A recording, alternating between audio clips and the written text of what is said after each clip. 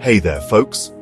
Let's talk about something that may have slipped under your radar, but could be costing you big time. MRP manipulation on platforms like Amazon. Now, before I dive in, let me make it clear. This isn't about bashing one company. It's about protecting the consumer from being misled. Here's the deal. Have you ever noticed those massive discounts on online shopping platforms? You know, the kind where a Rs2,000 item is magically slashed to Rs900, and you think, wow, what a steal. Well, not so fast. That Rs2000 MRP, it might just be an inflated number, designed to trick you into thinking you're getting an incredible deal. In India, the maximum retail price, or MRP, is meant to be a cap, a fair limit on how much a product can cost, including taxes. But here's the kicker. Some sellers reportedly bump up MRPs so they can advertise bigger discounts.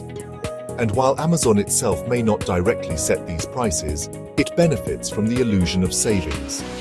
This makes you feel like a savvy shopper, while the reality, well, you're paying closer to the value of the product, not a bargain. So what can you do to protect yourself? First, always compare prices.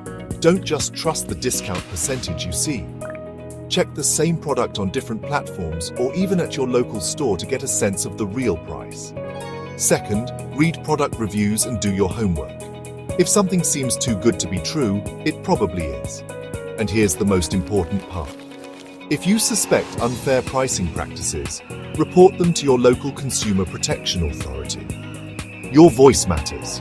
When enough of us demand transparency, change happens. Look, I know this might feel like a small issue, but it's not. Every time we let these practices slide, it's a hit to fair pricing and local businesses trying to compete honestly. So let's hold platforms accountable and make sure they're playing by the rules. Thanks for sticking with me. Now go out there, shop smart, and spread the word.